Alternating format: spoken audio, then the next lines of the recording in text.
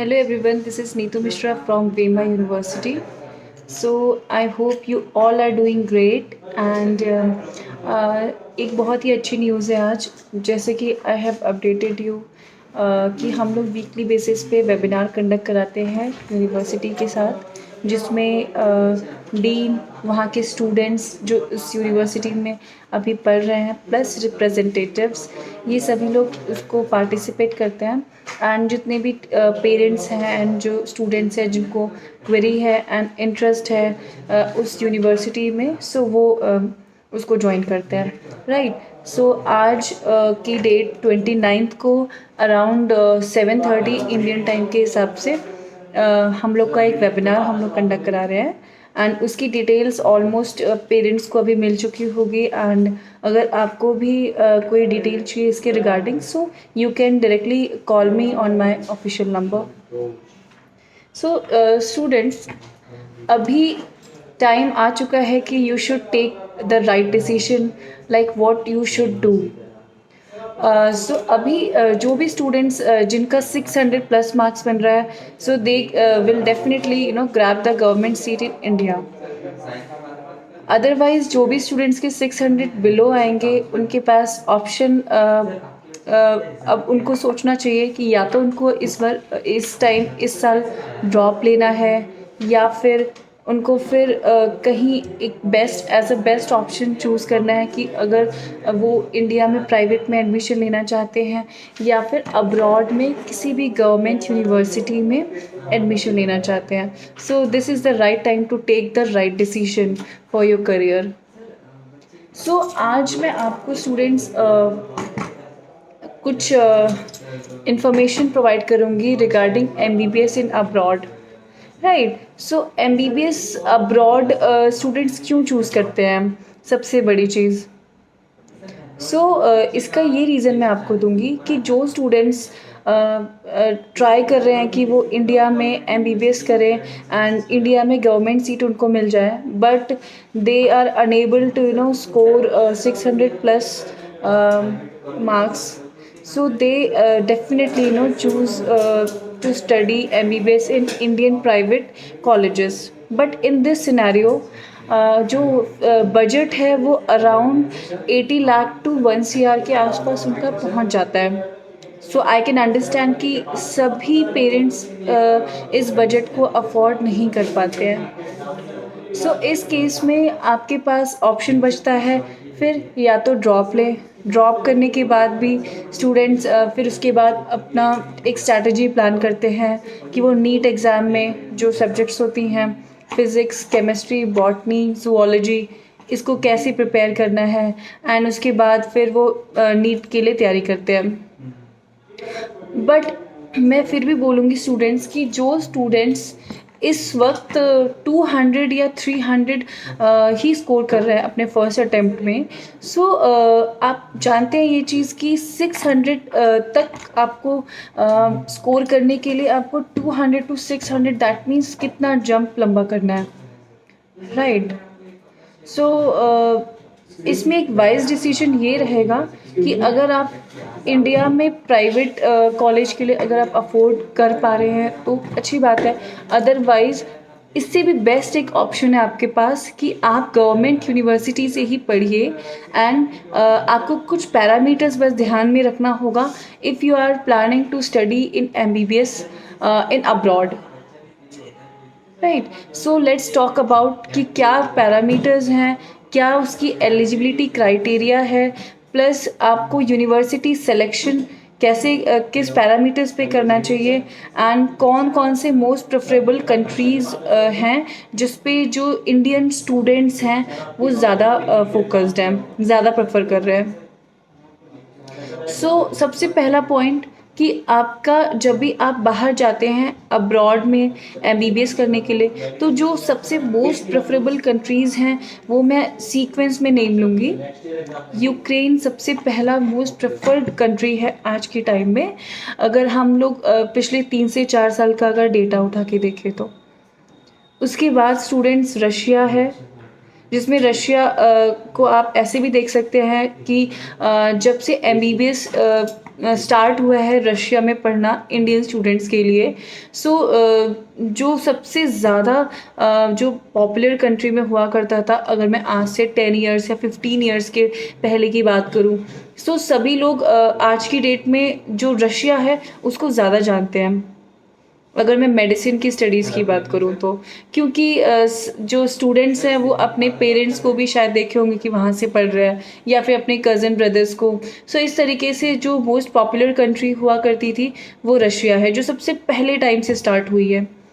उसके बाद फिर बीच में और भी कंट्रीज़ आई हैं, जिसका अगर मैं MCI पासिंग रेशियो की बात करूं या क्वालिटी ऑफ एजुकेशन की बात करूं तो बहुत अच्छा है, एंड प्लस बजट भी उसका अफोर्डेबल है। सो वो है Philippines, Kazakhstan, Kyrgyzstan and Nepal, Bangladesh. ये भी एक कुछ कंट्रीज़ हैं जो स्टूडेंट्स प्रेफर करते हैं। सो इसके बाद जो स्टूडेंट्स इसके बाद पॉइंट आता है कि क्या एलिजिबिलिटी क्राइटेरिया होती है अगर आप बाहर जाते हैं, क्योंकि you must be aware of eligibility criteria in India कि उसमें क्या होती है। सो अब्रॉड में आपके लिए सबसे पहली जो क्राइटेरिया है कि आपका PCB में अराउंड 50% होना चाहिए। बट ये भी डिपेंड करता है कि आप कौन सी कंट्री में जा रहे हैं एंड कौन सी यूनिवर्सिटी में, बिकॉज़ ये यूनिवर्सिटी पे भी डिपेंड करता है ये कि ये कौन सी यूनिवर्सिटी है। मान लीजिए अगर वो यूक्रेन में लिवीव यूनिवर्सिटी की बात करूँ तो उसमें क्राइटेरिया थोड़ा अलग है, उसमें आपका 60% होना चाहिए PCB में। सेम आपका एज क्राइटेरिया भी उसमें डिफ़र करता है। एंड बाकी यूनिवर्सिटीज़ की मैं बात करूँ यूक्रेन में तो उसमें आपका 50% पे भी कुछ अलाउ कर देते हैं, एंड कुछ का जो एज लिमिट होता है वो भी डिफ़र करता है। सो थर्ड पॉइंट कि आपका इंग्लिश में 12th क्लास में 55% होना चाहिए।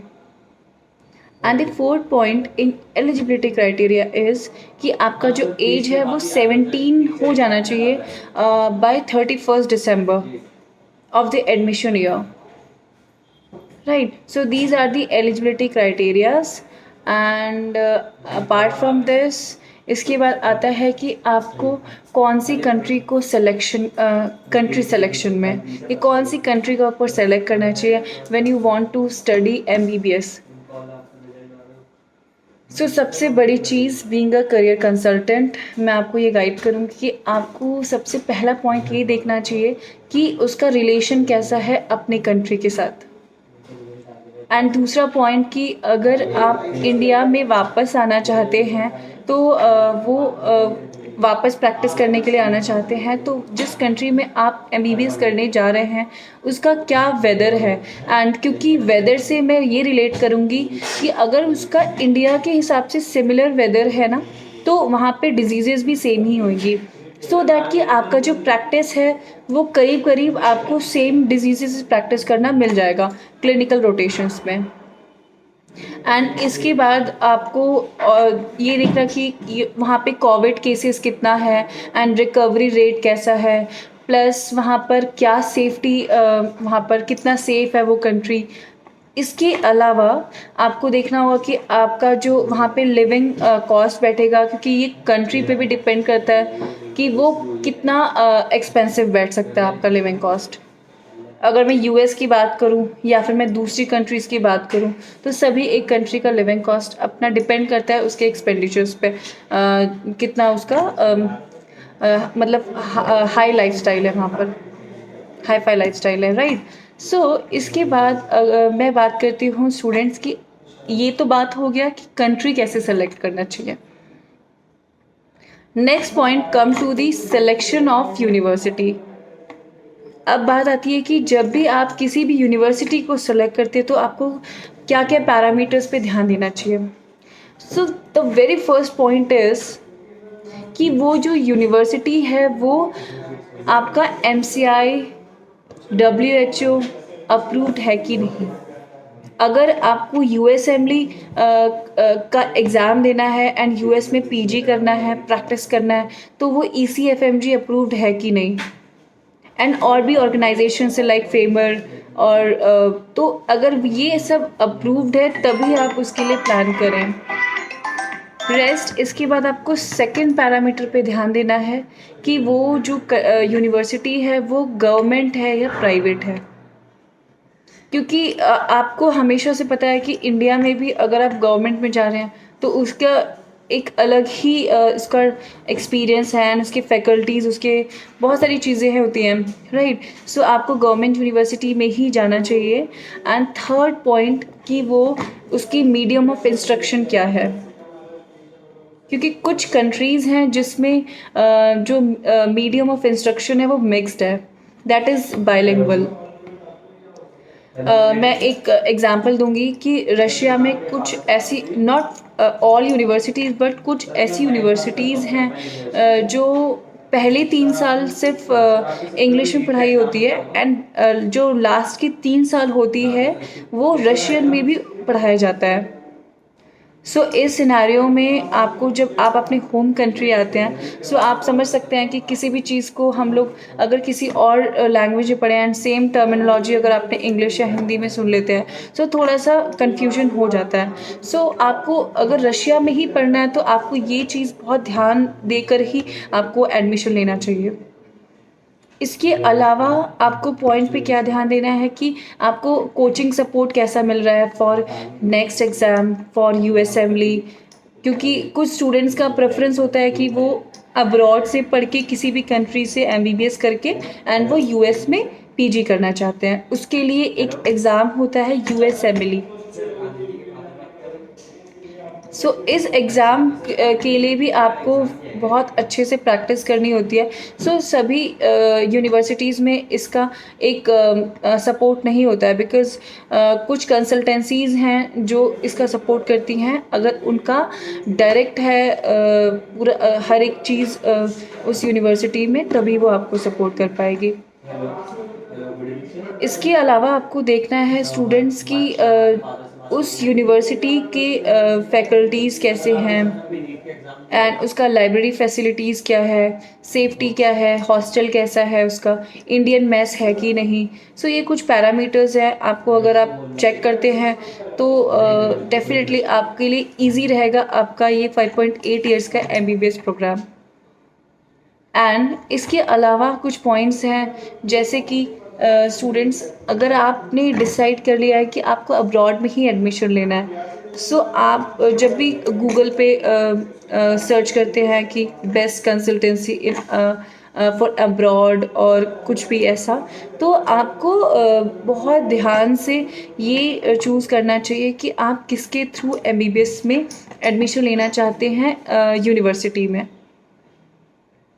क्योंकि मैं एक बात बहुत क्लियरली आप लोग को हेल्प करना चाहती हूँ ये बोलकर कि ऐसे बहुत सारे लोग हैं जो अपने आप को बोलते हैं कि हम लोग यूनिवर्सिटी में डील करते हैं, हम लोग डायरेक्टली काम कर रहे हैं, हमने बहुत स्टूडेंट्स को भेजा है।